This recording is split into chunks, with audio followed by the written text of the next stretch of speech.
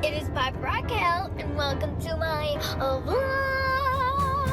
Piper Rockelle, a newly turned 18-year-old TikToker, just started an OnlyFans and allegedly made $3 million on her first day. I wanted to, but there was something that I was like, I should wait, I should give it a second, I should actually think about this decision that I'm about to make because it is going to have a huge impact in my life, and it did. It was really terrible. At the first few days, I was like, yeah, I'm not recovering from this. This is crazy. I should have never did it. One of the biggest former kid influencers on YouTube with millions of subscribers when she was just 12, now 18. All of these allegations that were lodged, mostly against your mom, are you saying they're untrue? If my mom did not help me and help me make my dreams come true, I would not be here for you guys. All right, I got some really scandalous outfits, and when I mean scandalous, I've always been the type of person when it comes to somebody making a decision like that, all that I hope is that they have the right people around them and that this is something that like they weren't like pressured into doing. Some of the allegations there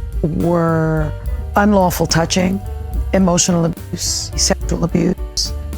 It ran the gamut. I thank my mom every day and I tell her how grateful I am for her because she's so strong. I don't even know if I would be able to go through what she's gone through or going through still because I just don't think I would be able to, and I just feel like it's my fault, and I don't know how to help it. I mean, I think it was pretty visible that like I've been talking about it for so long, and like I've been teasing people about it for so long, and it's honestly just like a joke at this point. Like it's just funny. I'm just happy that they're all well, you know, and I'm well too. So we're all good. Her own grandma approving of her decision. I just think it's like the next thing. I mean, you can't be 18 and like doing pranks on people and dancing on TikTok forever. But I think it's getting to the point where I'm kind of like at ease with it. It is a lot of money, and I'm happy for her. She deserves it, and she's not doing anything terribly wrong.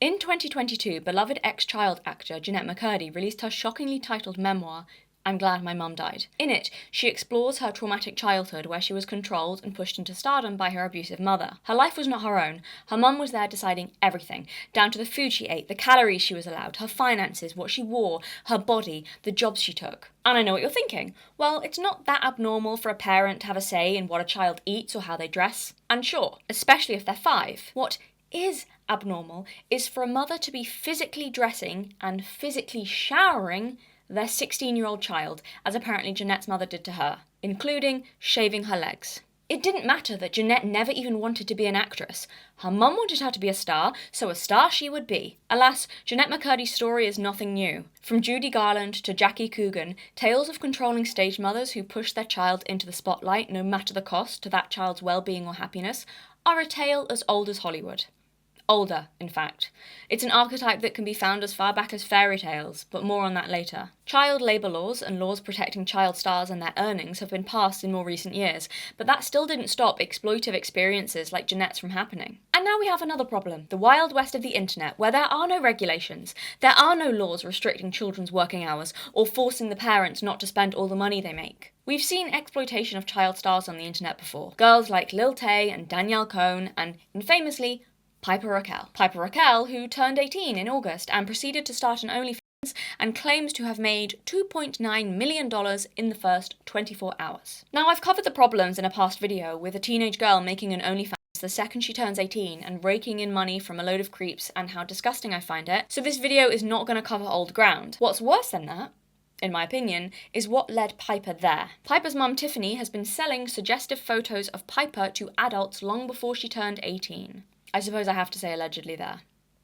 Allegedly. Tiffany put Piper on YouTube at the age of 9, where she became one of YouTube's biggest stars, where many of the thumbnails and titles was sexually suggestive. Tiffany was sued by 11 other children who worked with her and their parents, who accused her of financial, emotional, physical, and, yes, sexual abuse. They settled out of court. Much of these allegations were detailed in the Netflix documentary Bad Influence, which I watched, and which led me to want to make this video on stage mothers, because the details of what Piper and the other children were allegedly put through to make Tiffany very rich and feed her ego is beyond shocking. You thought toxic boy mums were bad? Let me introduce you to toxic girl mums, who were jealous of their daughters while also simultaneously using them to feed their own egos and sexualizing them for money. Welcome back to the channel, everybody. I'm Galatea, and this is Acis, my dearly departed. And today we're going to be talking about sad stage mothers who treat their children as a narcissistic extension of themselves to deal with their own inadequacies, and have no problem putting them in harm's way so long as they get a big fat check to make up for it.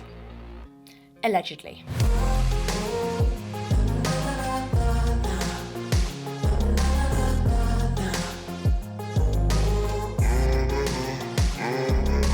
There are so many allegations that were made against Tiffany by multiple people in this documentary. Several of those allegations were even filmed or live streamed to add some more evidence to their claims, so it's hard to know where to begin and how to even start to cover all the many things. Some of the claims were so shocking that the personal impression that I was left with after watching the documentary wasn't just that Tiffany was sexualizing her daughter for money. I would not find it hard to believe if it came out that Tiffany herself enjoyed, how do I say this, being friendly with minors. Let's just leave it there. And of course, that's a personal opinion, as I've said. I was left with a very strong personal opinion of that kind after watching this documentary. I think this woman should be in jail, is what I'm trying to say. Evil, evil hag is too kind of a description. There is so much to cover that I would recommend watching the documentary, which isn't even itself, the documentary itself is not even the full extent of Tiffany's alleged behaviour. I certainly will not be able to cover everything in this video. It's also worth saying that Piper has been very vocal in defending her mother publicly against these allegations of abuse made by other children, which is no surprise to me, especially as it appears to be the case that Tiffany micromanages every aspect of Piper's career and personal life, so I don't think she could say anything otherwise. And I also think that Piper believes it. Something to make clear is that the biggest victim in all of this is Piper. It is so hard to break free of psychological conditioning, and even harder to face the fact that you have been psychologically conditioned. It is the least surprising thing to me that Piper made a video defending her mum, and no one should hold her responsible for that. What is surprising is that people expect her to turn 18 and magically be free of what has been allegedly a lifetime of control. And not just from anyone, but from a parent. Your mother, someone who was supposed to love and protect you more than anything. I know people have said that Piper has discredited the victims, but if Piper acknowledges that the accusations against her mother hold any weight, she also will have to face the fact that perhaps her mother didn't always want what was best for her, or do what was best for her. Piper didn't go to school or have normal friends. It appears that her mum is her whole world. That is such a painful thing for a human mind to consider. It's such a breaking of the reality of everything you thought you knew, that your mind basically makes you shut it down and turn away from it. I think it requires psychological maturity that comes with age to withstand and be able to process that. And to expect that of an 18-year-old who appears to be caught in the same situation that she was as a child is, I think, asking too much. Really think about what you're expecting of her and asking of her. People should give Piper grace and hope that one day she feels free to form her own identity. So unfortunately, we can't take seriously anything Piper says she feels about her situation because her life has been so orchestrated by her mother. Piper has no voice here. Even if Piper believes the things she says, which I think she does, by the way, we can't underestimate the psychological power a controlling parent can have way into adulthood. We can't take for granted what Piper says she thinks, because I don't think Piper has ever been given the opportunity to consider what she thinks. I think those are Tiffany's thoughts and feelings that she's imprinted onto Piper, and Piper doesn't even realise that. So I understand that might sound condescending or dismissive of Piper and the things Piper's saying. I understand that, but I still think that when we go into and talk about the extent of which it seems her mother's controlled her life and the things that people around Piper were saying, and the fact that she's still very young and has been raised so, it seems, enmeshed with her mother, there also does have to kind of factor into that I don't really think she's been given the opportunity to fully consider how perhaps she might feel. So it's my opinion that I don't think it's that outlandish to look at what she's saying and then look at all the behaviours around it and how her mother is and kind of think, well, I don't know, I think some of that might be her mum yet again, controlling things, allegedly. Part of the reason I think as well is because we'll get to what Jeanette McCurdy says about her experience being in a similar situation to Piper and how she feels now looking back on it. Yeah, we're kind of going to be discussing that. So while, as I said, Piper really has no voice in this, in my opinion, I would still like her position to be represented in some way in this video. So I will be using some of Jeanette McCurdy's experiences to talk about this perspective. And to be very clear, I am not, of course, using Jeanette's words as a substitute for Piper's or saying that this is how Piper really feels. I understand that. I know that though of course their stories share similarities, there are clear differences, and of course, at the end of the day, they are different people. We cannot assume what Piper thinks or how she feels, or assume how she will think or feel if she ever comes to terms with certain things. What I do kind of assume, or think there's a big chance of, is that whatever she's saying now is not necessarily that genuine. So Jeanette's experience will simply be recounted in my video to represent the position of the controlled child star in general and the negative effects it can have on your life, on your psychology, and your relationship with your parents and that kind of thing. So it's to represent that position. So that position has a voice, but not Piper specifically. We don't know. Like I said, Piper sadly has no voice of her own at the moment, as I see it. It's important to mention that pretty much everyone who used to work with Piper and has seen how the channel runs behind the scenes has alleged that Tiffany controlled everything. Tiffany didn't just come up with the video ideas, but directed every detail of them, including where Piper would stand and what Piper would say. And they alleged that the kids were made to film several videos a day sometimes, as well as spending hours cleaning the house after, well into the night, breaking every child labour law. It's like Oliver fucking Twist meets Nickelodeon, genuinely. These kids claim that they were sleep deprived due to the hours spent working, which would be insane hours even for a fully grown adult to be working, never mind a growing young kid. Some of them also claimed that Piper told her mum several times that she didn't want to do YouTube anymore, but her mum never listened. And then the next day it was back to filming as normal. Bear all of that in mind as I go on to talk about the content that Piper was allegedly forced to do as a child online. That Tiffany was the mastermind behind everything, Tiffany directed everything, that Piper seemed to hardly have any input at all, and that Piper seemingly sometimes wanted to give up YouTube and not wanted to do it, but Tiffany said they were going to keep doing it, so they kept doing it. Allegedly. Remember those allegations as we talk about the stuff that then is on her channel and the stuff that she did, the content she created. So one mother who lived with Piper and Tiffany for years claims that it was Piper who begged her to move in because Piper told her that she didn't really have a mum or a stable parental figure. So she wanted this other woman, the mum of one of her friends, and her friend to move in so that she could have a caring, maternal, stable presence. This is what this mother claims Piper said to her as a child. So as I stated in the introduction, Piper was about 9 or 10 when her mother put her on YouTube. Before that, she'd been doing pageants as a very young child. Surprise, surprise. Child pageants are gross to me, the way they doll those little girls up to look like women, like little women, not letting them be kids with the false eyelashes at like 5 years old. What type of predators are you inviting to look at your child in a certain way when you do that to them? Seriously. And even if we assume that they're safe from that, which they're not, because what kind of people are going to be drawn to like the pageant world? I'm not talking parents, but like others as well. I mean, it's obvious. But let's just, even if we assume they're safe from that, which again, I don't think they are. But even so, what does it do to a child to already start being ranked on her looks and learning that she can get adoration just from being pretty and pleasing? I think growing up in that environment, and that being so heavily emphasised from the youngest age when you shouldn't even consider it, you would just put all of your self-worth on your looks. All your life, probably. I'd imagine that's what would happen. I'm not saying it's a bad thing to want to look nice. I'm not saying it's a bad thing to want to look nice. But I believe kids should also be kids. They shouldn't be plastering themselves in makeup until it's age appropriate. Call me old-fashioned, but I'm not talking with like when they have a sleepover and they got cheap like glitter things and they're doing it to themselves, or like they get into mum's makeup and they're, you know, that's kind of different. That's more like play. That's more like playing house or dress up. I see it more like that as opposed to like, oh no, you're going to have the full dolled look and the false nails and the false eyelashes and the fake tan and blow-dried hair. There's a difference there. Like, they should be playing with sticks outside. One of the things I'm most grateful for is that I was a kid way before Instagram and social media, like, properly took off. I was never worried about how I looked. I actually have a very vivid memory of looking in the mirror for the first time. I think I was about 11 and wondering if I was pretty. And I remember at the time that the thought really surprised me because I had literally never considered it before. Like, it had actually like just never occurred to me. I just remember suddenly being like, oh, I wonder. Like, just... But I'd never thought about it before then. Before like about 11 or 10, I don't know how old I was, but it just literally never occurred to me before then because I just didn't care. And that was so freeing and normal for a child. I will forever be grateful that I didn't have to think about that before then because it gave me about 11 early developmental years of growing my sense of identity and self-worth on other things like my abilities or my place in my family or the things I loved doing or the people who loved me or my character. All of those things gave me a strong foundation of who Galatea was before I had started considering my looks as part of that equation and thinking about whether I appealed or not in that particular way. And look, I'm not suggesting that no one should care about how they look or that no one should ever think about it. I'm not saying that. At a certain age, it's totally normal for you to start wondering if you're sexually appealing or not. I think that's just like a normal part of being a human and developing and going through puberty and being interested in the opposite sex. That's normal at a certain age. I'm just saying kids should be protected from that.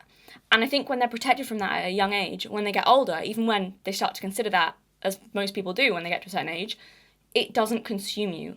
You can consider it and want to look nice without it becoming such a huge part of your self-worth and identity that you just have to be appealing in that way all of the time to everybody, and so much of your worth relies on that. Kids should be protected from that. They don't need to worry about that. And they certainly shouldn't be put in weird competitions where they prance about in bikinis wearing more makeup than a drag queen in front of a panel of adults and ranked on how pretty they are. I think that's my fundamental issue with child pageants, beyond the sexualization.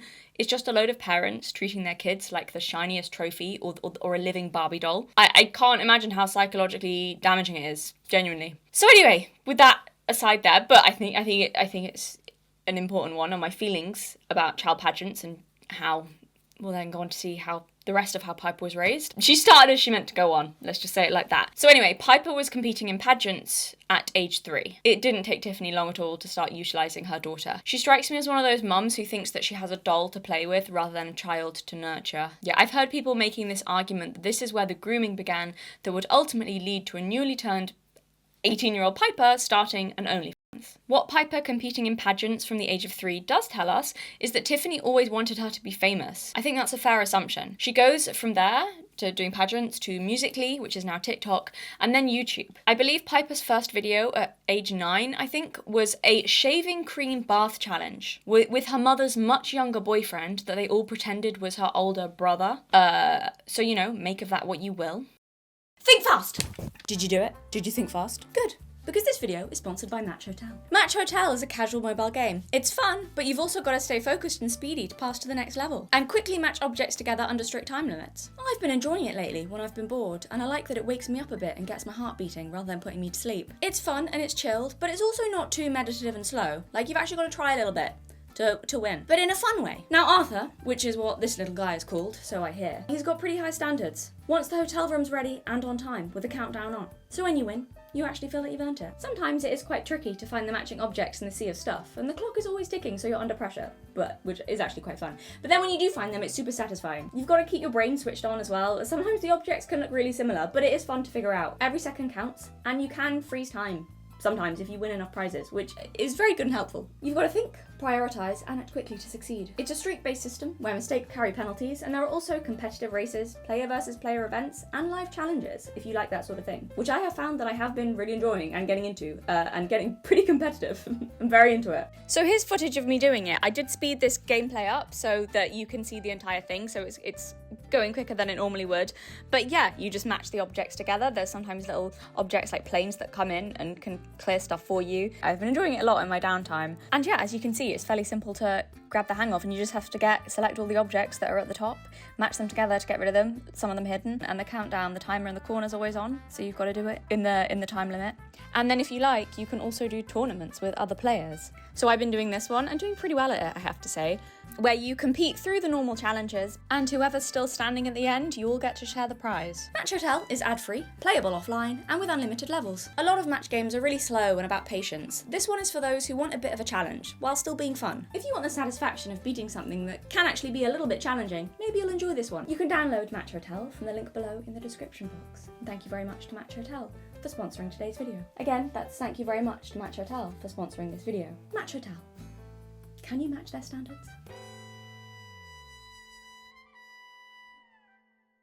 Before we get to some of the claims from the documentary, I just want to go through some of the thumbnails and videos from Piper's channel that I found while researching, and talk about them because I was shocked. So all of these are from when she was a minor, and some are as old as 5 or 6 years old, putting her at about age 12 or 13. Bear that in mind. So first we have a video dubiously titled The Truth About My Past. Already a weird title for a child's YouTube channel. They don't normally have a past. Past seems to imply something dark and scandalous and sordid. And then the thumbnail of this The Truth About My Past video has blurred images of a clearly very young child Piper in sexualized outfits.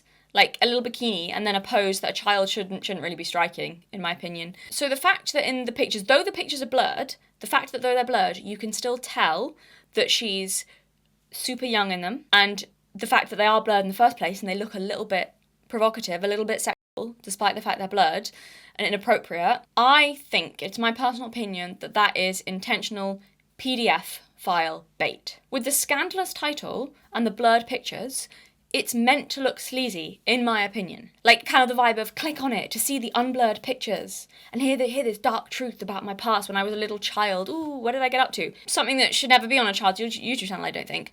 And do you know what the video with those baiting images is about? The truth about my past video? Do you know what it's about? Will you guess from how it's been marketed? It's a video about Piper talking about having an eating disorder when she was younger. It is nothing to fucking do with the weird pretty baby backstory the thumbnail and the title implies. It's like they want you to think that she used to take scandalous pictures in her past or something as a child, which she did, but not in the way that it was presented. We're not dumb. The audience her mother is catering to, or was catering to, is obvious, in my opinion. The message of blurred sexualized pictures with the title The Truth About My Past is just obvious. We all know what she's trying to do. You're not slick, Tiffany. In my personal opinion, she is selling creepy older men a Lolita fantasy of her own child. And if that then wasn't weird enough, the video then goes on to do and I'm serious here, to do a pretending I have an eating disorder prank on my friends. But don't worry, before they do that really fun prank, they do put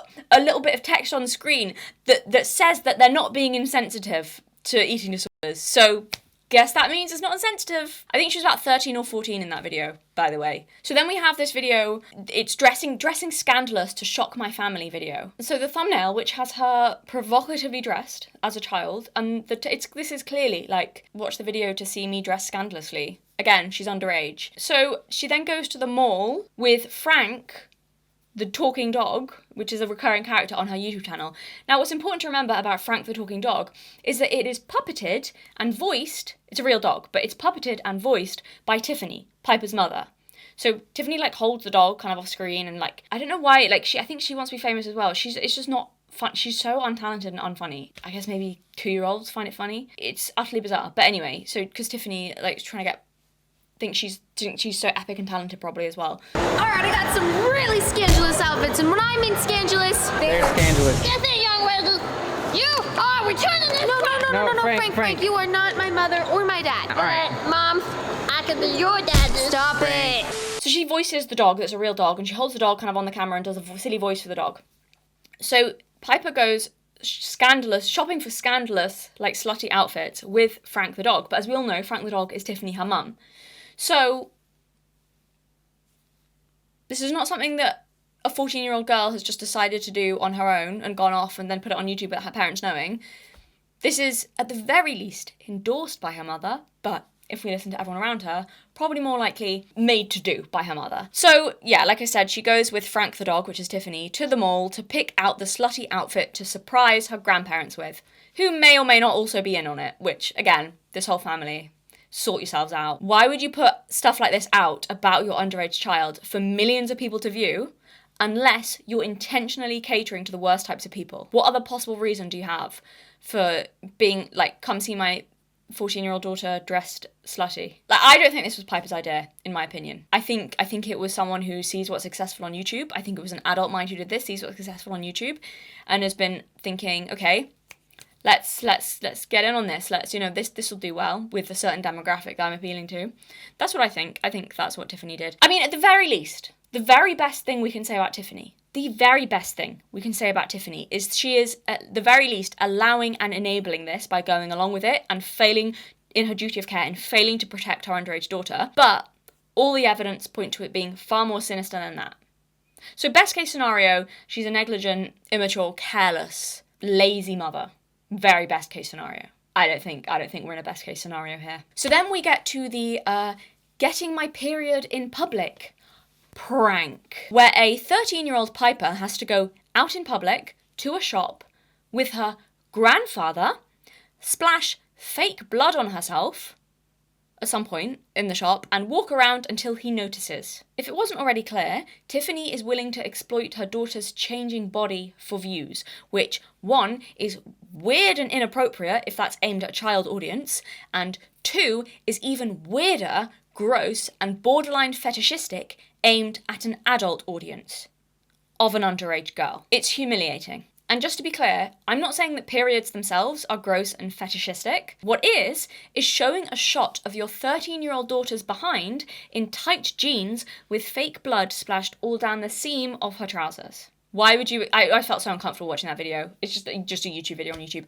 Why would you exploit your child like that? As she's going through puberty and coming to terms with her changing body, do you know how humiliating most teenage girls find that? Even if in that instance, the blood and the prank is fake. Why are you utilising her changing body as content and immortalising that it's going to be out there on the internet forever? When they're an adult, when they've grown up and past that, that's still going to be there. She's still a child, and highlighting her starting to become a woman in such a degrading way, like, it's not just that she's highlighting the fact that her daughter is starting to become a woman, which I think is, like, depending on it, like, is quite sinister in and of itself, especially how she's doing it. She's not just doing that, she's doing it in such a degrading way and publicly to loads of strangers. That, to me, just rings of exploiting her growing sexuality.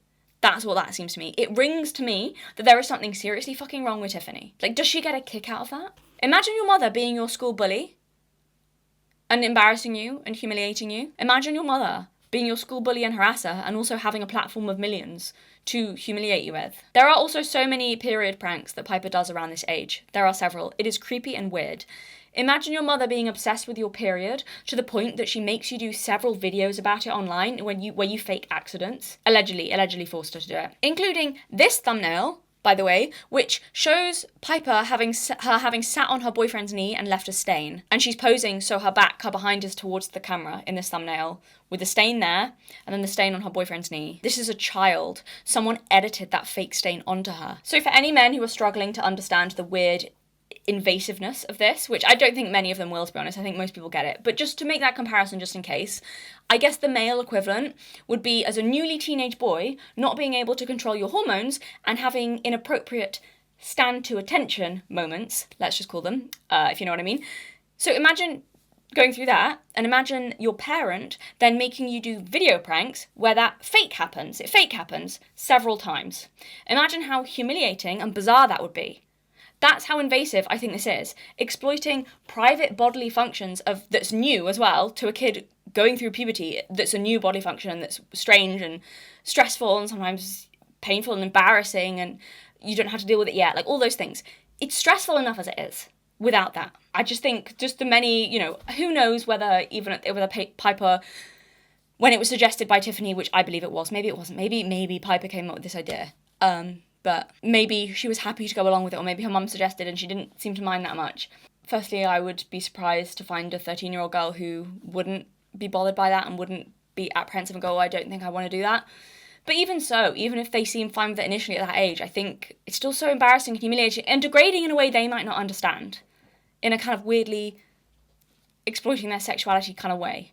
But then also give them a few years and they might well not like that and regret that and go, oh, that is really bizarre. Why did I do that? Why was I made to do it like that? I actually look back on that and think, that's so, maybe they won't. But point is, just don't do it to a 13-year-old and you won't have to, it's just so weird. Tiffany's apparent obsession with Piper's period stuff, it really just reminds me of Jeanette McCurdy talking about her mum showering her and shaving her legs at 16. There comes a point where your child gains a level of self-awareness that separates them from you, that grants them a level of autonomy and, yes, privacy from you.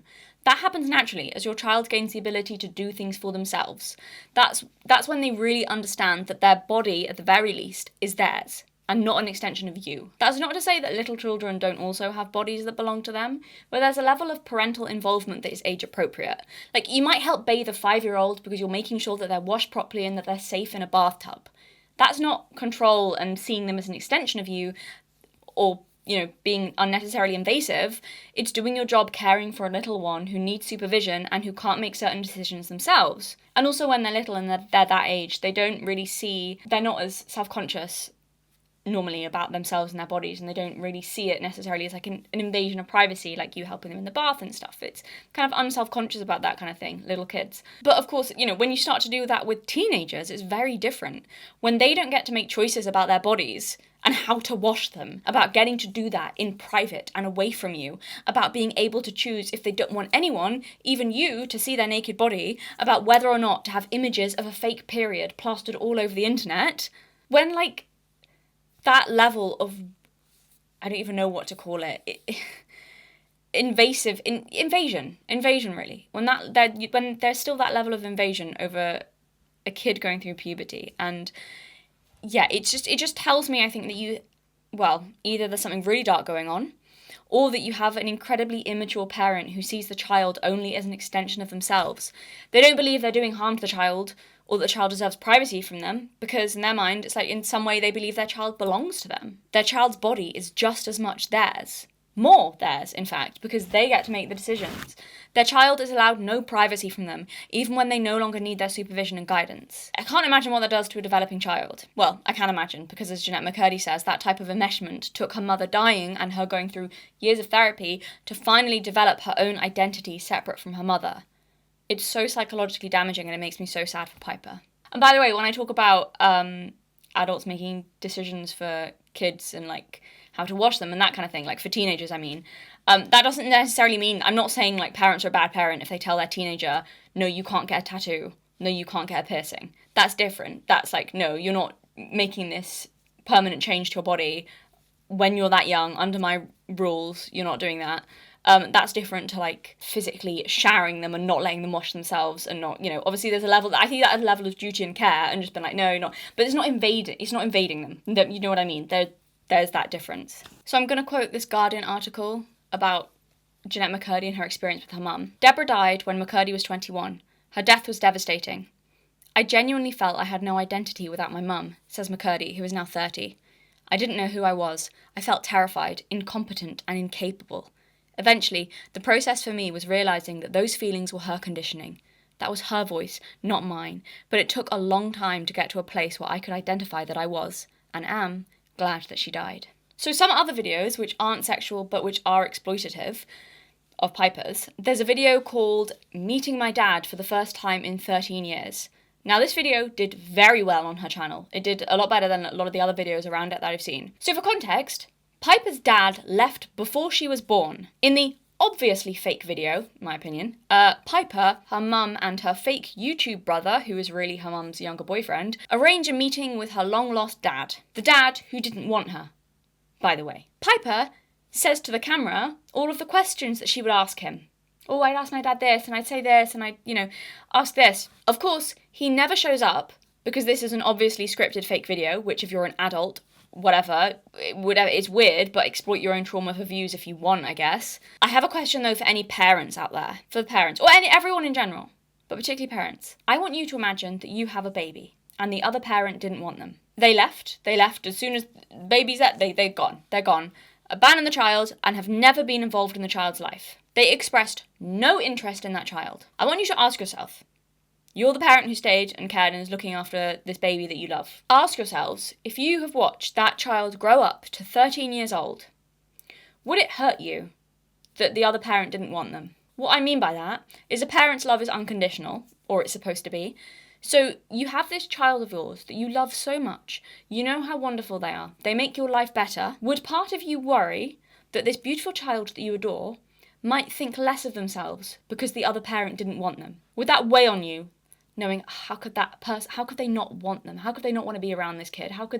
Would that weigh on you and make you worry that your kid's missing out on having another parent? Would it make you worry that your kid feels inferior in some way and feels abandoned in some way and like they're not good enough? Would you worry about that? Would you worry that that kid might think less of themselves because their other parent didn't want them and they know that? I imagine that most people might have that worry. You would just hope that your child knows that they're so worthy, and the fact that the other parent walked out has nothing to do with how lovable they are. I imagine that's how most parents would be feeling and wanting to make their child feel. It may also concern you. Maybe you'd be concerned about your kid and concerned that having a parent abandon them would lead to self-esteem issues in the future, and you'd probably be quite careful as a result how you spoke about that other parent to your child so that your child never felt unwanted. I imagine that you'd be really conscious of that topic and kind of careful about it. Knowing all of this, having all this context in your mind, would you exploit your 13-year-old daughter's pain of being abandoned by that parent by having her stage a fake video where she's supposed to be meeting him, get her to think out fake questions that she would ask him, and then put that video out for millions of people to see, with the thumbnail having a photoshopped speech bubble coming from your kid's mouth asking, "Do you love me?"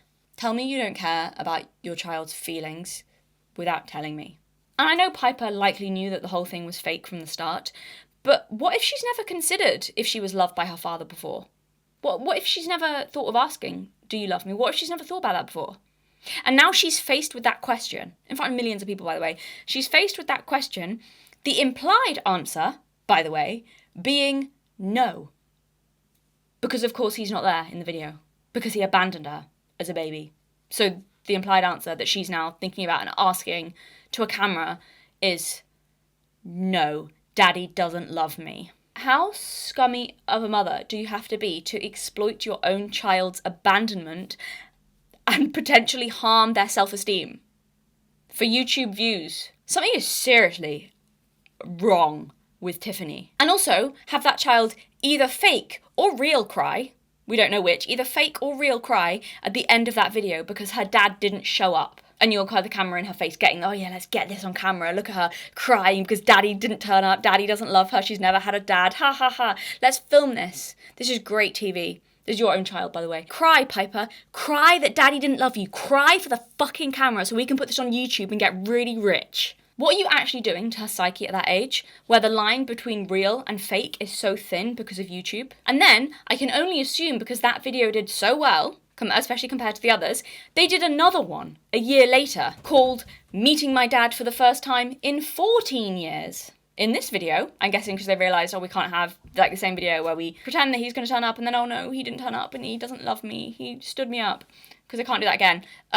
They have some random man turn up at her grandparents' house. Who knows who the fuck he is? I think on Christmas Day, I was confused. And shame on her whole family, by the way, for being involved in this. Her grandparents there, everyone there. They have the random man turn up at her grandparents' house and they have some poorly acted reunion between Piper and a man that I would be shocked to find out is genuinely her father and not a random actor. Either way, it's horrendous to put your daughter through that. She's probably confused enough as it is already. As a 14-year-old who grew up without a father, how the hell can she tell how she's supposed to feel about it now? As you have her meeting some fake man for like the sort of part of her real life, but it's not a real, like this isn't her dad, but it's for YouTube and you filming it and like, how do you feel about this? And also, what does that do to her?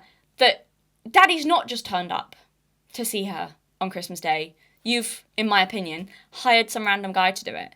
So what does that then do to her mind as she's thinking like, but my real dad's not here because he doesn't care about me enough to come. He's not. I just have to do this fake scene with this. Like, what are you? That's psychological torture, Tiffany. You're sadistic. You're sick. How can she tell how she's supposed to feel about that? Growing up without a father now, in this situation, in this weird, bizarro scenario, when it's now partly fictional as well. Like, now her real life has been taken into the fictional realm. How confusing is that for a kid? This is the Truman Show. This is, if you guys have seen the film, this is scarily reminiscent of the scene where they reunite Truman and his father after years apart for like TV rating. Piper is living the life of Truman and her mother did this to her. The fucking fake meeting your fake father scene. She is Truman. It's despicable. She is an evil fucking witch, I'm telling you. Also, for any of you out there, I asked the parent question, but for any of you out there who were abandoned as a young child by a parent, how would you have felt if your other parent pulled the shit when you were about 13 or 14? Would that have helped you? Would you feel better about that? Would it made your trauma better or worse? What are we thinking, guys? So as Jeanette McCurdy tells The Guardian, and this is important as context for the line between real and fake. Even if it is handled very carefully, inevitably being a child star is not a normal adolescence. When McCurdy got her first period, she was working and the news got around the cast and crew. She had her first kiss on set, in front of a camera crew, directions being yelled at her. All these firsts are happening in an unreal environment. There's this point where the question becomes, what's reality? She says. The worlds bleed into one another, and it requires a lot of unpacking after the fact to understand what the fuck just happened. It's just weirdly reminiscent of Piper's life, except in Piper's case it's almost even worse because the show isn't fake. The show is her. It's her on camera and her life and her dad, but not her dad. She's not playing a character, she's playing Piper. But then it kind of is a character. And even think, like Jeanette describing even being on set and having, she started a period and everyone on the cast and crew knows about it. The news goes round. That's embarrassing and horrible as a teenage girl. But imagine that happens and then it's blasted in front of millions online. What is she doing to her daughter? I don't think it's healthy to bring your child's real world trauma onto a camera and feed them lines about it, like Tiffany did with Piper's dad. How would that not just confuse their feelings on the matter even more? And speaking of a first kiss, Jeanette McCurdy talking about her first kiss on camera, it seems Piper had a similar experience with this video about her first kiss, where Tiffany, or Hunter, that Hunter's her fake YouTube brother, filmed Piper and her boyfriend kissing about 13 years old, and when I tell you this was the most awkward thing I ever watched. It was so awkward and embarrassing. Because of course it was. They're 13 and every first kiss is awkward and embarrassing. I'm just glad mine isn't on camera and wasn't directed by my mother. Imagine having all of your awkward moments growing up packaged as content for an audience. This is horrible. It is horrible. I'm just so glad I do have to watch my first kiss back. It's not, millions of people didn't see it. My mother wasn't telling me what to do from her. What is going on? Her life is not real. I'm so grateful that all my milestones as a child and a teen were just mine. And I can think back on things fondly and, and endearingly as me just growing up, rather than thinking back with confusion and embarrassment that my awkward teenage self is out there for everyone to watch and judge. Like private awkward moments that can just stay in my memory in the past. That's fine with me. Not for everyone forever. And it just becomes, those real moments that should be real become a performance that wasn't real. God, at least I knew that the first boy I kissed liked me. What is Piper supposed to think about anything when these boys have gone through auditions to be there, to be part of her squad, to be her crush, to be on, which happened, to be on her YouTube channel? They were auditioned. Do they like her? Do they not? Are they her real boyfriend? Are they not? Does she know what it feels like to like someone for the first time, genuinely? And to know it's real? And how exciting that is as a teen and experience all those things for the first time and choose that the boy you liked, actually choose them yourself and know that it was real, that it was a real relationship, that they were real, even if it was young and a teenage thing and silly, that it was still genuine for what it was at the time. Her childhood and her adolescence were both stolen from her.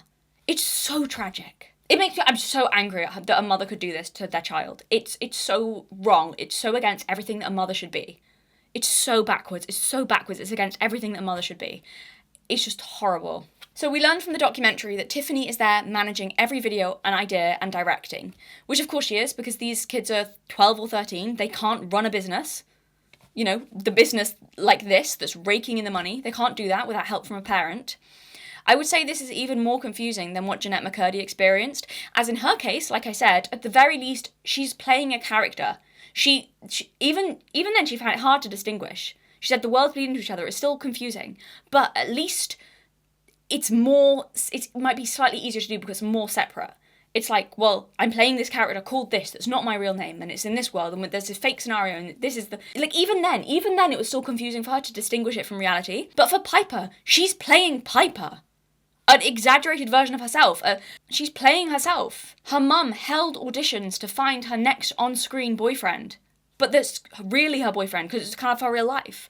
So is he her real boyfriend, or is he an employee? Does Piper even know the difference? Is it a real first kiss or not? At least Truman didn't know everything he experienced was fake. This is even worse, because I have no idea how you can develop psychologically healthy when your mother is micromanaging every aspect of your day, down to which boys you date, which friends you have, what you wear, and even what you say, and where you stand and how you say it. She's still treating her like a puppet, a doll in every way, in my opinion. It makes me so sad for Piper. And so angry for her. I can't imagine how hard it is to untangle a lifetime of being controlled to this extent. I don't even know how you'd be able to think. It's a level of control that is crazy. How do you know who you are? How do you begin to know who you are when you're a character on the camera? And that's your life from the youngest age, not even as an adult. Adults find that hard to deal with when they get famous. And they find that hard to distinguish, the reality and who they are from the character. For a kid, when that's all they've known, and they've developed it, oh my God. So there's also a video where Piper's boyfriend, again, they're around 12 or 13 here, they do an eye tracking video. So I think they did this because this was a trend one point a few years ago. This is probably at the time where it became popular online. But basically, eye tracking things is where software tracks where your eyes go as you know, where your eyes go on a screen, and they show someone pictures of like bikini clad or sexy women is generally the idea. So they do that with him. He is a child too, so this is weird and inappropriate to do with him as an adult woman. Adults directing this.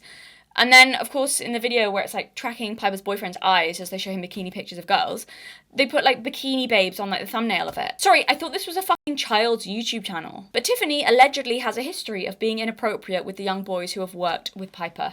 She was accused by multiple kids in the documentary of flirting with this kid, Gavin, who was about 12 at the time, including allegedly asking him if he had a boner when he looked at her.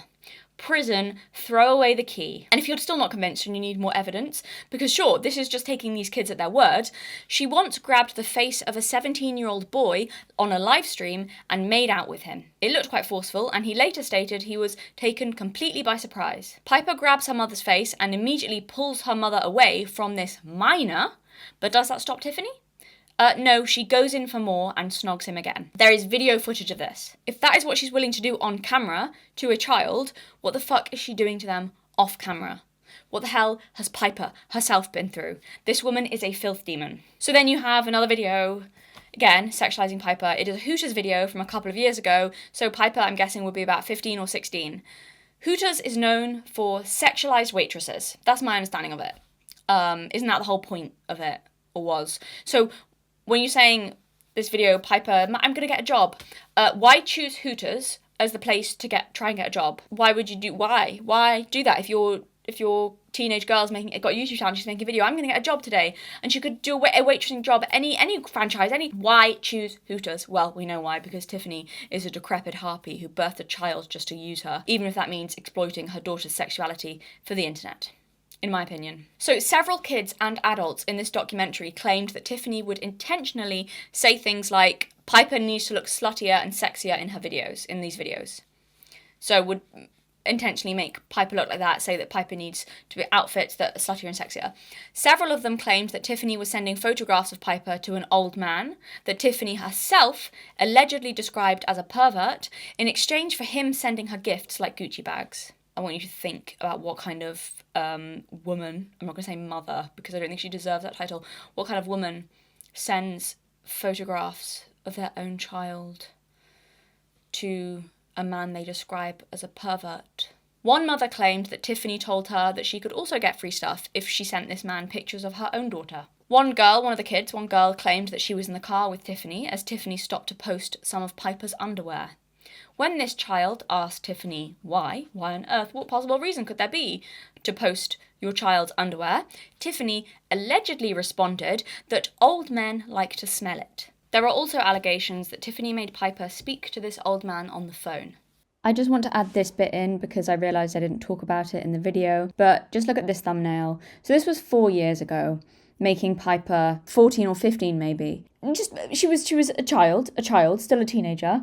What the hell is this? Like, I just wanted to show this thumbnail, distasteful as it is, because it so clearly illustrates the point I'm making, that this is intentional. The sexualization of Piper from being a child, from being a young teenager, was happening very obviously on her YouTube channel. Why the fuck, as a parent bloody run YouTube channel, Tiffany, doing all this stuff behind the scenes, what would possess you to make your daughter pose like that? Your underage teenage child, and then put this in a thumbnail. You know what you're doing.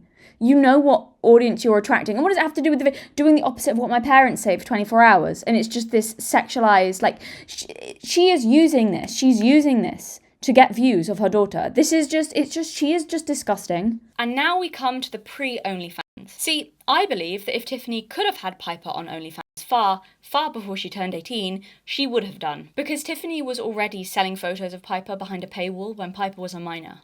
She was always going to start an OnlyFans. She was groomed into it. Some might say. Amala Epinobi did a great series of videos on this, where she revealed that Piper's Brand Army account is a parent-run website where you can buy photos, bikini photos, of an underage Piper.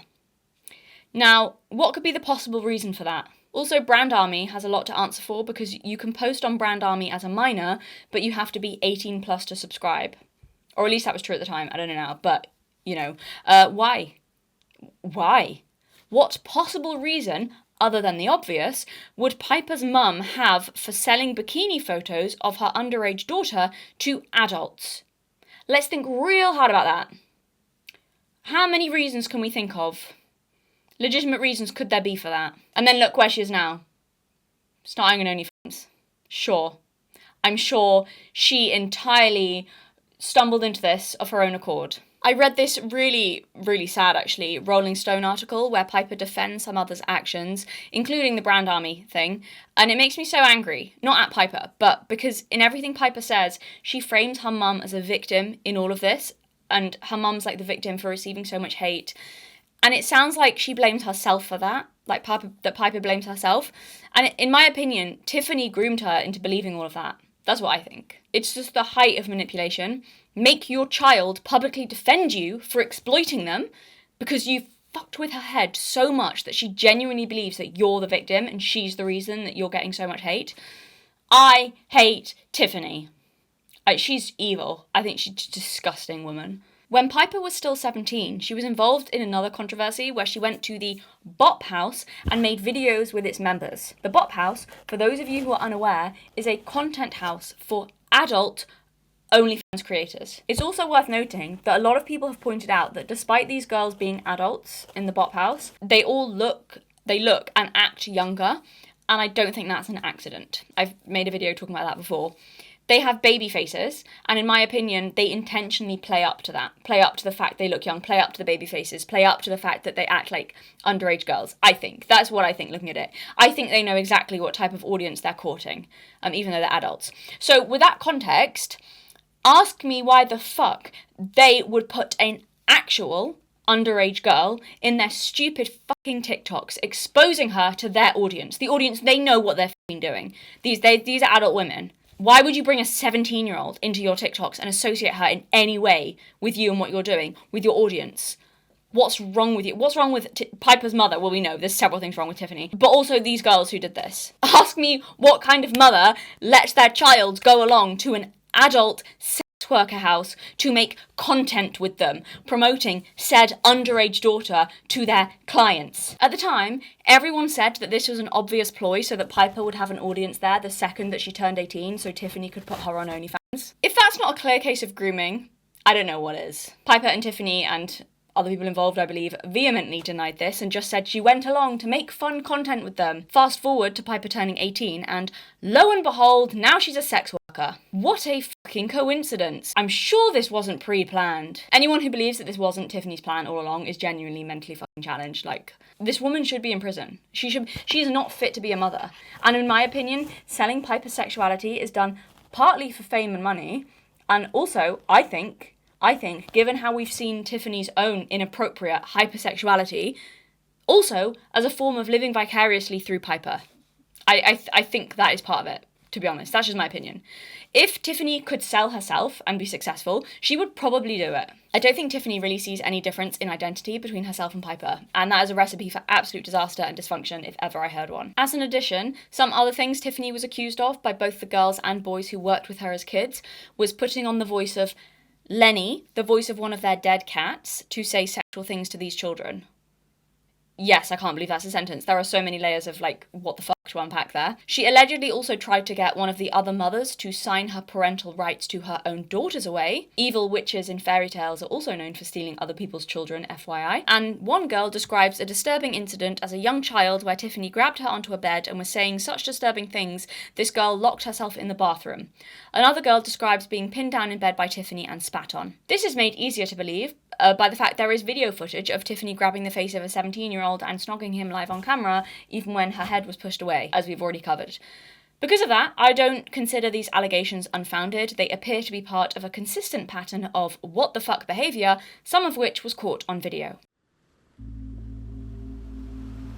Come away, O human child, to the waters and the wild, with a fairy hand in hand, for the world's more full of weeping than you can understand.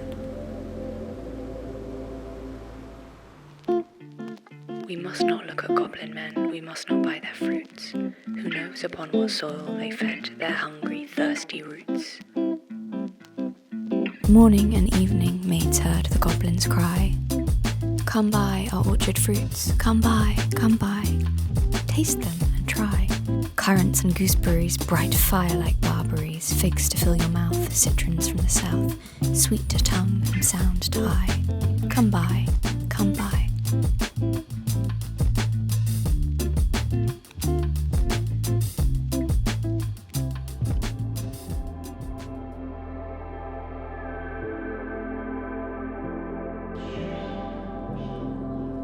Come away, O human child, to the waters and the wild, with a fairy hand in hand, for the world's more full of weeping than you can understand.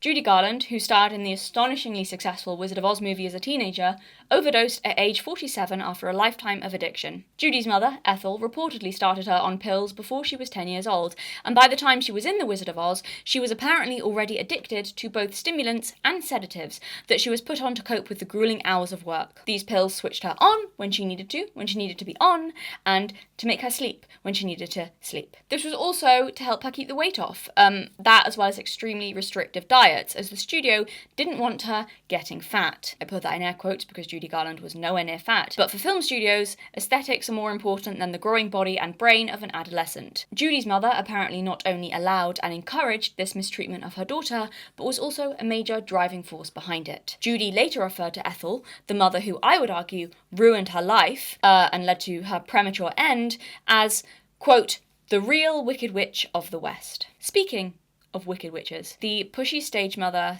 / obedient daughter dynamic is one that goes back far beyond Hollywood. In the days before you could be on the screen, narcissistic mothers no doubt used talented or pretty daughters in all sorts of ways, going back to the dawn of time. Long before you could push them mercilessly into all sorts of tap dancing classes or shove a camera in their face as soon as they were out of the womb, these types of mothers would probably have pushed their daughters into prostitution or into the arms of an unpleasant man. Anything for status and riches. I mean, you could argue that what Tiffany has done to Piper isn't far off, pushing her into prostitution, so it's not a leap to imagine the sort of things the Tiffany's of the past would have done before YouTube existed. Because this dynamic is repeated throughout humanity and throughout history, it's become an archetype. Referring back to a favourite book of mine, Goddesses in Every Woman, this dynamic is referred to as a Demeter / Persephone mother-daughter dynamic. More specifically, a toxic Demeter / Persephone dynamic. I've done more detailed videos on archetypes, so I won't go over old ground again, and I've covered the Persephone archetype to a great extent. But briefly, Demeter, the Demeter archetype, is the feminine archetype that represents motherhood. It's the ultimate mother.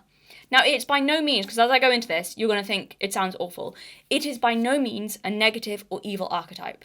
In fact, in its positive side, it has hugely positive elements. However, like all archetypes, it also has a negative or shadow side, and that would be the completely overbearing or controlling or devouring mother.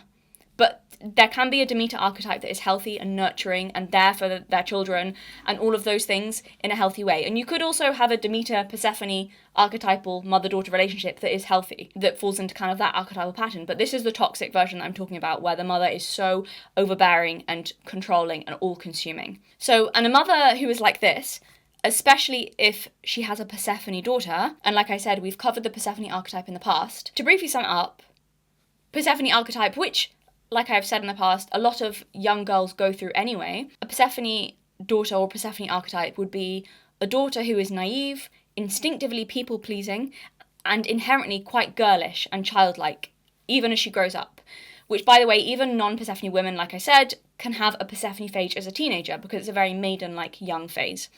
So, because Persephone represents the maiden. So, imagine you have a girl who's more inclined towards being naive and more instinctively people-pleasing and more instinctively a little bit childlike and girlish and trusting and open and maybe a little bit easily led even or malleable and just innocent trusting.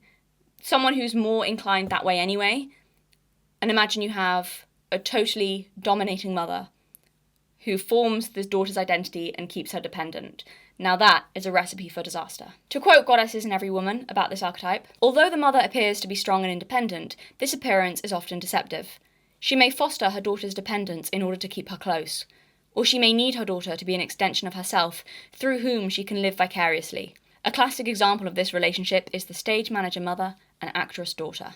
Yeah, I don't know about you guys, but from everything I've heard about Tiffany, it seems she has very little in her life and to fill her days with, other than her famous daughter. She needs Piper far, far more than Piper has ever needed her, even though I imagine she fosters the illusion that it's the other way around. And I hope that one day Piper realises that. So now, taking what may seem like a slight left turn, but what is actually relevant, I promise it's actually relevant, I wanted to talk a bit about the movie Tangled. Yes, the family-friendly Disney movie. And the reason I wanted to talk about this is because it's one of the clearest archetypal examples that I have seen of a toxic Persephone-Demeter mother-daughter dynamic in media. Archetypal in the way that many fairy tales are.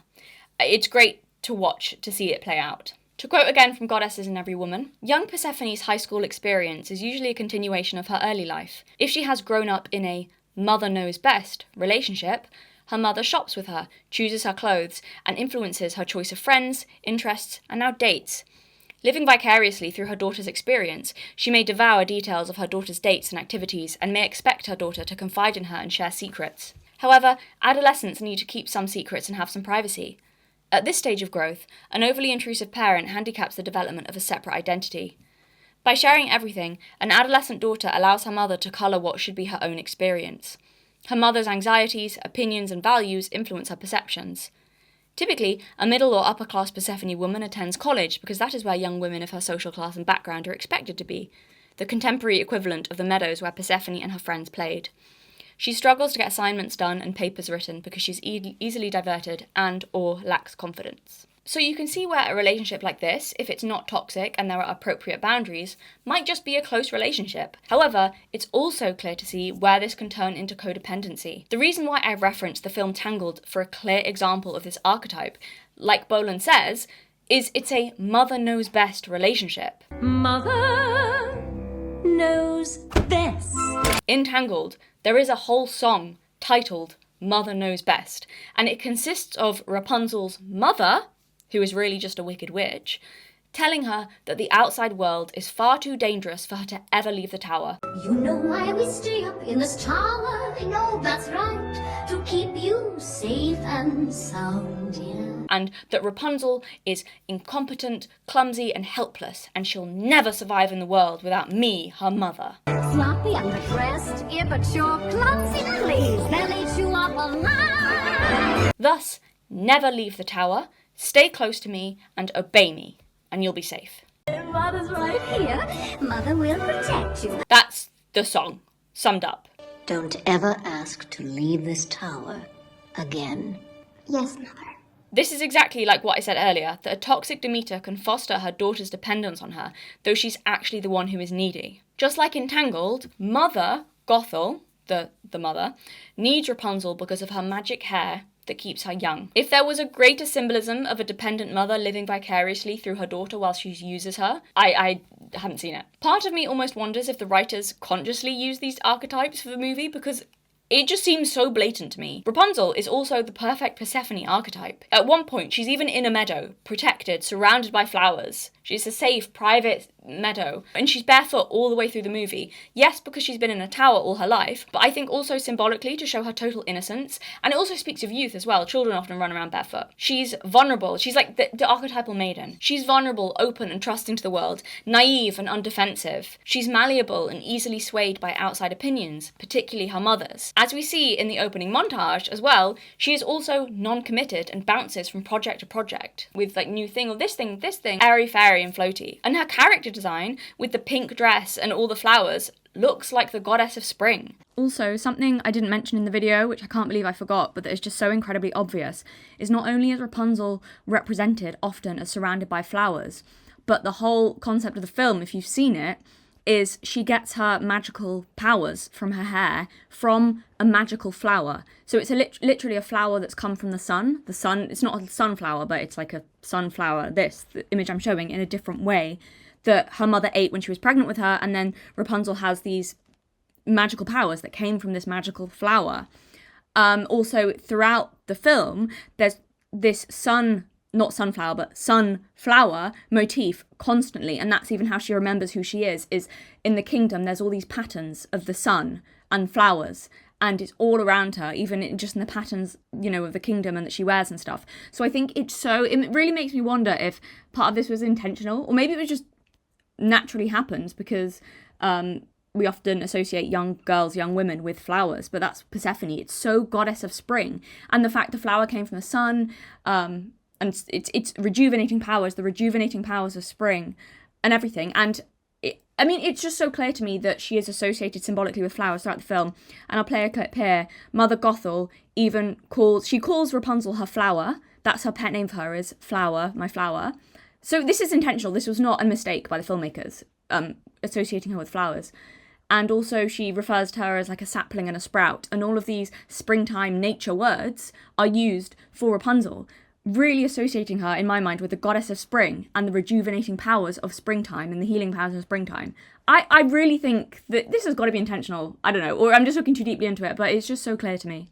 Look at you, as fragile as a flower, still a little sapling, just a sprout. She also literally has, if we're talking about the goddess of spring, she literally has rejuvenating powers with her magic hair. She sees her mother as well as her protector, as the foundation of her reality and everything that she knows about the world, and she can't see the blatantly abusive way her mother has raised her because she can do nothing else but adore the woman who's all she knows and has given her everything and she sees as protecting her. Listen to your mother, it's a scary world out there. It's not symbolically dissimilar to how Jeanette McCurdy describes how she saw her mum. To quote Jeanette again in this other article, I couldn't take her down off the pedestal that I needed her to be on because it would mean reorienting my entire life.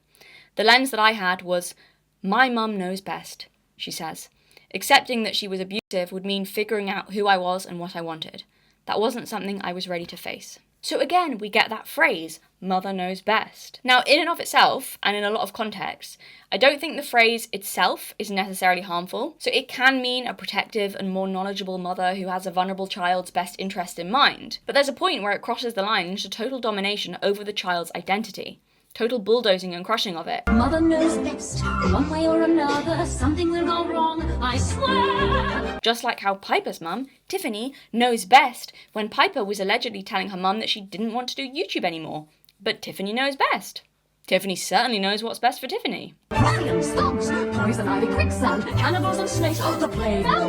I also think, in a similar way to how Mother Gothel tells Rapunzel that there is danger everywhere outside the tower, and the only person that she can trust is her, I think Tiffany's framing of the other kids and the parents who spoke out against her is as an enemy. All the critics of Piper and Tiffany, according to Tiffany, are enemies and bad guys and out to get them and jealous of them, until all Piper has left is Tiffany. Now, we can see from the outside that Piper's former best friends and her cousins, who were also involved in this, by the way, that they haven't betrayed her by speaking out, but are simply exposing a very wicked woman and their own trials growing up as kids. But for Piper, I don't doubt this will unfortunately serve as evidence that no one really cared about her, especially when Tiffany no doubt puts her spin on it. It proves in her mind that she can't trust anyone except Mummy Dearest. I don't really want to talk about it too much, but I just want to let you guys know I love my mom so much. I don't know what I would do without her, honestly. And going on social media and honestly just going anywhere, it's getting harder and harder. The things that people have done to me and my family is terrible. I would literally never wish it on anybody. And that's another reason why like the whole eating problem happened and whatever. I mean, honestly, I feel like it's my fault because if I didn't hang out with these people that did something so terrible to me, I feel like this wouldn't be happening to my family. It's really changed my whole life in so many ways and so many terrible ways, but these terrible ways became beautiful ways because I'm so much closer to my mom and I'm so much closer to my family because we only have each other in this world. We just have to stick together. If my mom did not help me and help me make my dreams come true, I would not be here for you guys. Like, I thank my mom every day and I tell her how grateful I am for her because she's so strong. I don't even know if I would be able to go through what she's gone through or going through still because I just don't think I would be able to, and I just feel like it's my fault, and I don't know how to help help it, and I can't just say the truth because the truth is boring for people, so they're not gonna believe it. I need you guys to really just know that everything that you see on social media is formulated and not true. And it ruins people's lives when you have to see it, every single thing. Just, stop talking about my mom. It's old already. Just please let my mom live. She is the strongest woman I have ever met. It's really hard to see what she's going through, and I feel like it's my fault. If I ever came face to face with any of them, I would completely just fall apart. Because, they knew, like, the strain that they were probably putting on my life. And most of them just gained, From that, I lost everything, so it's okay. I'm just happy that they're all well, and I'm well too, so we're all good. And I don't wish them any badly. All of these allegations that were lodged, mostly against your mom, are you saying they're untrue? I'm never gonna discredit anybody. I'm just gonna say I have never witnessed anything, and I have never went through that. And I was always with my mom. And I love my mom, and I'm never gonna speak for them. And I wish that they could have been kind enough to never speak for me. If anything, I think the backlash pushes Piper even more into Tiffany's thrall because it gives them a common enemy, a shared villain, and almost serves as a vindication that you can't rely on anyone in this world but me. I'm mummy, I'm all you've got, I'm the only one who will stay with you and protect you. They will all abandon you and backstab you and all this. That's what I think. Unfortunately, the lawsuit, I think, just serves as evidence in Piper's mind that other people just wanted to use her, even though clearly that's not what the lawsuit is about. In the Rolling Stone article, it's a really sad article where she doesn't outright deny a lot of the things that Tiffany is accused of, but she still comes to her mother's defense, which is weird because I feel like if some stuff wasn't true, you would just outright deny it. But I can draw no other conclusion except that Tiffany is incredibly narcissistic, shape-shifting from a bully into a victim whenever it's most beneficial, and training her daughter to unconsciously defend her at all costs. This isn't Piper's fault. Again, going back to Tangled, it has a great moment where Rapunzel is free of the tower and she yo-yos between feeling so happy and excited that she's free, and then feeling immense guilt that she's betraying her mother by being free, by leaving the tower, by disobeying her. This would kill her. I am a horrible daughter. Her own freedom feels like she's wounding her mother deeply. And you see she goes between like being elated and like, I'm finally free, I'm doing what I want, this feels so right, and then complete depression and like grief and like, oh my god, I'm the worst daughter, I'm a horrible, terrible person, how could I wound my own mother this way? I'm going back. I am never going back! I am a despicable human being. Woohoo! Best day ever! Just by leaving the tower, it feels like a personal betrayal to her mother. Her own freedom feels like she's wounding her mother deeply. I can't help but notice you seem a little at war with yourself here. Her doing something so simple as making a decision for herself causes her to have a meltdown because her mother has trained her to see any exertion of her own will or her own identity as a selfish thing. That is the extent to which a child has been trained to put the well-being and wishes of a narcissistic parent above their own needs. They cannot be happy without beating themselves up for being happy without the parent, because they've been so trained to see their identities as one. Just like it seems Piper seems to believe that she's all her mum has got and blames herself, as she did in a video after the lawsuit came out, for all the backlash that her mum is getting. I wonder who taught her that. Victim and perpetrator have been reversed. It's sick. The typical little Persephone is a quiet, unassuming, good little girl, the kind who is often dolled up in pink frilly dresses. She's usually a well-behaved child who wants to please, does what she is told, and wears what is chosen for her. An over-solicitous mother compounds little Persephone's own tendency to be cautious and compliant, if from infancy she treats her daughter like a fragile doll in need of protection and supervision. Stay dependent is the unspoken admonishment. Chances are that a young Persephone is an introverted child who appears cautious by nature because she prefers to observe first and join in later. But her mother often misinterprets her natural introversion as timidness. By pushing her to do something before she is ready, a well-intentioned, extroverted mother often does not allow her Persephone daughter time to discover what her own preferences are. Pressured to make up your mind, a young Persephone is likely to do what will please the other person rather than resist. Thus she learns to be passive. Gullible, naive, positively croppy, ditzy, and a bit, well, vague. In contrast, with support to do so, a young Persephone can also learn to trust her inward way of knowing what she wants to do.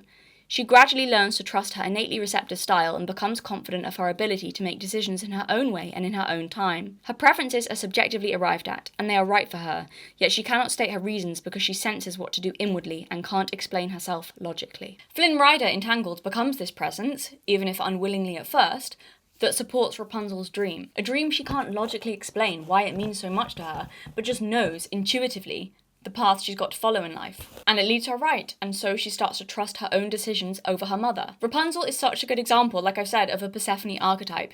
Yes, well-behaved and eager to please, receptive, sometimes passive, malleable even, but also, especially as she grows and matures, is highly intuitive and feeling, and capable of having autonomy and direction over her own life, even though it may be in a subtle, quiet way by following her own inward knowing and careful observation. Like knowing that the glowing lanterns are important to her, even if it seems silly or illogical and she can't explain why. A relationship with a man can be the means through which a Persephone woman separates from a dominating mother. She then goes through a stage of being Persephone the pawn, in which she is the object to be possessed in a power struggle between a man and her mother. She falls in love with a man her mother doesn't like, someone different from the nice young man her mother had in mind. Confident that she can influence her usually compliant daughter, the mother attacks her choice. She deplores the man's personality, character, or background. Often the mother recognises that he is a potential adversary. In fact, this ability to resist her mother was one reason why the Persephone daughter was attracted to him. After a certain amount of this struggle, the man usually demands that she confront her mother or else give up trying to get her mother's approval. If she literally or figuratively does move away from her mother, she may have begun her journey towards becoming a separate, self-determining human being. She does so at the risk of trading a dominating mother for a dominating man, but usually, having defied her mother, she has changed and is no longer the compliant person she once was. This is symbolic of the Hades story, him bursting into the peace of her meadow and ripping her out of the safety of her mother's realm. So this is eerily similar to how Flynn Rider meets Rapunzel, tearing her away from the safety of her tower after bursting into her uninterrupted, safe, quiet sanctuary, and tearing her away from that safety of the tower and the meadow. But also, though she enters a dangerous world, she starts to live truly for the first time and experience freedom. And then through Flynn Rider, she then does move away from her mother. That's the reason. That's why she finally breaks free, and she's got, that's the catalyst for her, and she starts to become, well, we see Rapunzel at the end, she's no longer compliant like she used to be towards her mother. Flynn Rider doesn't represent a man so much as he does a threat to her mother. He represents independence, something the daughter wants and is drawn to more than she is her own mother. Flynn lived a life of self-interest and rule-breaking, the perfect catalyst for Rapunzel. And of course, Mother Gothel sees the danger Flynn poses as a force capable of loosening her hold on Rapunzel and tries to poison Rapunzel against him, in the way like how it describes in the book, Goddesses in Every Woman, telling Rapunzel he's a bad man, he can't be trusted, he's done all these shady things in the past, and also men have sharp fangs. Men with pointy teeth, and stop no more, you'll just upset me. He doesn't love you like I do, he can never love you like I do. And for a while, Rapunzel does seem to be a pawn between her mother and Flynn. Flynn even using her for his own ends initially. She wants to please her mother, then she wants to please him. She doesn't know who to trust. In the original Rapunzel fairy tale, the man who rescues her from the tower is a prince. However, in this film version, I think it's interesting that they've, in this version, made him just a common thief. Rather than a charming, clean-cut prince, he's the more worldly, selfish, dark and reckless Hades to Rapunzel's people-pleasing, naive, obedient daughter, representing Persephone the maiden. Which makes sense, because she needed someone who was the opposite of all her conditioning to psychologically break her free. In terms of a man being the vehicle through which a Persephone woman separates from a dominating mother, something else that springs to mind, and in a far darker way, unfortunately, is Gypsy Rose Blanchard. Her mother is one of the most extreme cases of fostering dependence in your daughter for personal gain that I've heard of, where she kept Gypsy Rose thinking that she was sick, a lot younger than she was, and just a horrible case of Munchausen's by proxy. Gypsy Rose did separate from her mother when a man came into the picture, though unfortunately not just through a relationship. She conspired with him to murder her mother, which he did, and then I suppose she was free from her mother, and free until she went to prison. But this illustrates the very real stories that this archetype represents, and just how intense an act it can be to free yourself from a mother that feels all-consuming. Who knows if that was the only way out for Gypsy, but whether it was or it wasn't, it demonstrates how suffocating it felt, that literally Her mother was the best way she thought she could detach herself. It's no joke. And again, it took a man, an external force, to come in and assist with that. This isn't a comment on the psychological weakness of women or anything, by the way. You see the same with men, with controlling mothers. When you've been that conditioned for that long, often it does take a partner to come in and start help cutting the apron strings. And like I said, like with mommy's boys, often a woman in their life is the catalyst for that. Sometimes not. And they stay mommy's boys forever, but, you know, often it's that external force, a partner that comes in to help free you from that. They serve as a catalyst. So it's interesting that Jeanette McCurdy also recounts a story where her mother found out she was on holiday with a boyfriend and wrote her an insane letter, calling her a slut and asking where her good little girl went. This is from the Guardian article. She drank too much and had dysfunctional and sexually imbalanced relationships, kept secret from her mother until paparazzi pictures of her on holiday with a boyfriend appeared online, and her mother sent her an apoplectic email. You used to be my perfect little angel, but now you are nothing more than a little slut. A fat one too, she added. It's a classic tactic of a mother trying to keep you infantilized forever and recognizing that romance doesn't just mean someone else has a greater influence over you, but also that it's a sign of you growing up. Their power is slipping, so they make you feel guilty for not being a kid anymore. Guess I always knew this day was coming. Knew that soon you'd want to leave the nest. Like, I think the language that her mother used in that letter is very telling. You used to be my perfect little angel. You know, where's my little angel, my good little girl gone? Yeah, she's gone because children grow up. But that, I think that's a case of not being able to handle that and wanting to keep her young, malleable and controllable. So again, from this Guardian article, it says, throughout McCurdy's childhood, Deborah put everything into making McCurdy a star. She whitened her teeth and tinted her eyelashes. She hustled for agents and managers. Worst of all, when McCurdy showed signs of puberty, Deborah taught her calorie restriction and managed her diet to keep me infantilized. She was panicked at the thought of her daughter growing up, but there was also a professional motive.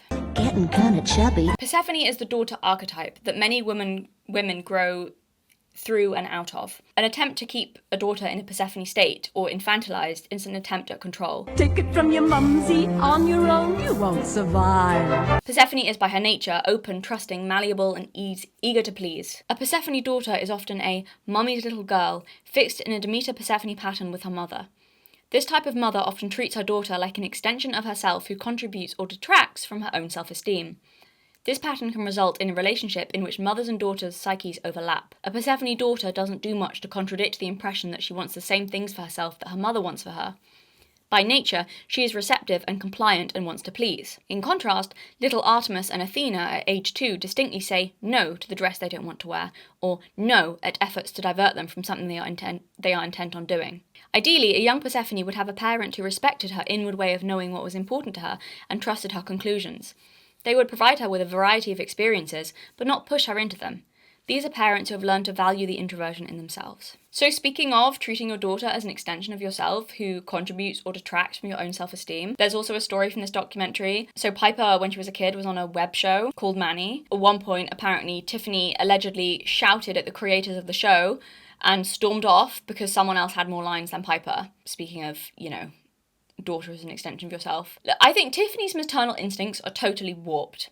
Totally warped. Now, you could argue that shouting at the directors of a show because your daughter has less lines is just an overactive, protective mama bear, but she displays no such instincts when it comes to actually protecting her daughter. Most mothers would reserve that kind of rage for the creepy old men sending their 11-year-old presents or wanting to access her bikini photos online. That's most healthy mama bears, protective mothers, reserve their rage for those people. But apparently not Tiffany. Tiffany only responds with rage, seemingly, not when something is harmful to Piper, but when it harms Tiffany's own ego. Piper is merely an extension of herself. Was Piper annoyed at having less lines? We don't know. It's not important. Tiffany sees this as a direct attack on herself, in my opinion. So to quote Jeanette McCurdy talking about being treated as an extension of her mother, something that detracted or added to her own self-esteem, she turned to me when I was 6 and said that she wanted me to be an actress because her parents would never let her be one, McCurdy says. I mean it quite literally. I am glad that she died. These mothers are living through their daughters as extensions of themselves, not proud of them as mothers should be of children they love unconditionally and proud of what they've achieved and that they're doing what they want in life and achieving their goals, but proud of what it says about themselves, using them to fulfill unmet needs, unachieved hopes and dreams. that you turn to your 6-year-old and say, this is what you'll be doing because I was robbed of that. I was robbed of being an actress, and you're 6, so you're going to be an actress because I wanted to be one. Now, I just don't understand that mindset. Their children are extensions of themselves, not individuals. Jeanette's mum, seeing Jeanette as her second chance to be an actress, not realising or caring that she is doing the same thing to that child, by the way, that was done to her, having her dreams dictated for her, and doing the same to her daughter, dictating her dreams. Her feelings seem to matter more than her daughter's, and that is backwards. Munchausen's by proxy, like I said already, is such an extreme case of keeping your daughter infantilized and dependent on you. It's like the most extreme form of keeping a child needy and stunting their growth, pretending to them and the world that they're sick. Gypsy Rose's mother also apparently convinced Gypsy and everyone around her, like I said, that she was years younger than she actually was. Again, this need for you're gonna be a baby forever and infantilized, and I'm it's the devouring mother who needs you so much and is so unwilling to let you go that she consumes your identity into herself and tries to keep you a baby forever, so that it's like the most toxic, extreme form of devouring, insane, mother archetype. But there's just two, because an important part of the mother archetype, even though it's mothers are seen as kind of, not all-consuming, that's the wrong word, but when you're a baby, they should completely be there and everything for you, and they're nurturing, and mothers are they're everything for you when you're a baby, and you need them completely when you're a baby, and you're completely dependent on them, and that's normal and fine in a baby state. But the toxic mother cannot. It struggles so much to let them grow past a baby state and can't see them as real people because it's more about her than it is about the child. An important part of the mother archetype, a healthy mother, is also let them go. You've got to step aside and sacrifice yourself. That's the whole point. It's not about you. They're missing that fundamental point of being a mother, which is sacrificing yourself and your own needs for your child. And they don't have that, so they can't step aside. They can't step back when they have to and go, okay, now, even if it hurts me a little bit, that you don't need me as much, it's time to let you go. But it's like Mother Gothel and Rapunzel in the tower, keeping Rapunzel infantilized and dependent so that Mother Gothel can use her. She needs her, but tries to make Rapunzel believe it's the other way around. Like I said, it's such a great symbolic story of a toxic mother, that film. It really is. Fairy tales, they just get it sometimes. They just nail it. Even down to her using her gifted daughter, by the way, in that film. Whether that's acting, singing, dancing, or in Tangled's case, magic hair. A narcissistic mother only cares about you so far as she can use your gifts to benefit herself. The hair is symbolic of a daughter with a talent or a gift or something the world wants, or attention or whatever it is. Whether that's beauty, charm, ability, it's something that can both benefit the daughter and make people want to use her. And for Tiffany, yes, I think it's Piper's talent and personality, but worst of all, I think it's her youth and prettiness. That's the thing I think, in my opinion, that I think Tiffany cares about more than her own daughter. I cannot believe you love a child like a mother should, unconditionally and protectively, when you send her off to the fucking bop house at 17. But again, to expect Piper to see that, that's such a hard thing to ask her to, she has to then, you have to consider, does my mum really love me properly? It's not something that people want to think about, especially an 18-year-old girl. So I'm not at all surprised or at all blame her for not acknowledging that her mother has hurt people around her, because then she has to consider if her mother's hurt her, and if she considers that, that's so painful to think about if your mum didn't really treat you like she should, or cared about you like she should, or protected you like she should. So I don't blame her at all for not wanting to go there. But yeah, in Tangled, Mother Gothel quite literally feeds off Rapunzel's beauty and youth to give herself vitality. In a symbolic sense, it's not dissimilar to what Tiffany's done to Piper. She keeps Rapunzel trapped away from anyone else so she and she alone can use and control her. Arguably, Tiffany is feeding off Piper's youth in a different way, keeping her in an ivory tower and away from anyone who's not been pre-approved or auditioned by Tiffany, so she can keep draining Piper of her talent and youth and childhood to make herself rich and important. You don't understand how much I despise this woman, honestly. Jeanette McCurdy had her childhood stolen, and so has Piper. That's what wicked witches do. They're not nurturing mothers, they're evil fucking parasites that steal babies for their own gain, or at the very least, steal their childhoods and corrupt their innocence, and use them, never mind if it destroys their life, like poor Judy Garland.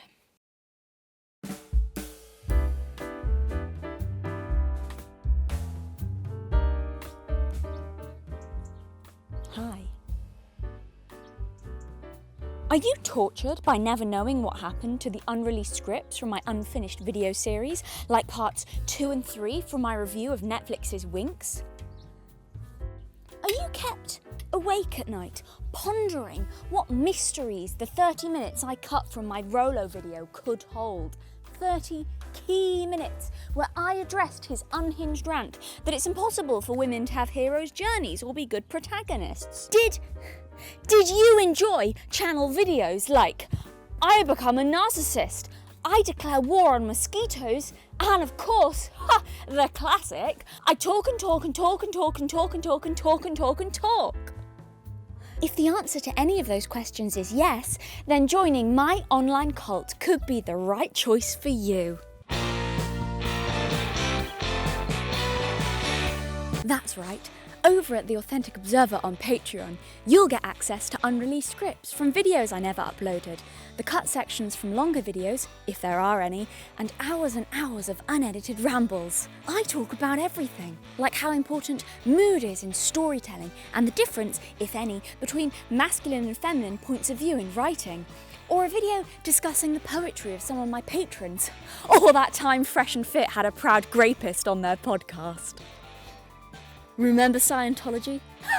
Old news. The Authentic Observer is the hip new cult on the block. All the cool kids are signing up. You do want to be cool, don't you? There are so many options to choose from. Our entry-level tier, Skirts and Stockings, is a great choice for beginners. Overgrown Harry Potter kids may feel more at home as a devoted follower of ACES. And for the alpha males amongst you, the woodshed could be just what you need. Just don't let Rolo see you. No one knows what he does to the men he catches. The Authentic Observer cult operates on an honesty system. All tiers have the same access to content, the idea being to support the channel and the content produced here at whatever level you feel appropriate. At the moment, I don't take sponsorships, so if you value the content on this channel and would like to support me, that's where to do it. Link down below in the description box. So if, like myself, you enjoy listening to the sound of my voice, hop on over to Patreon for an offer you don't want to miss. Join a cult today!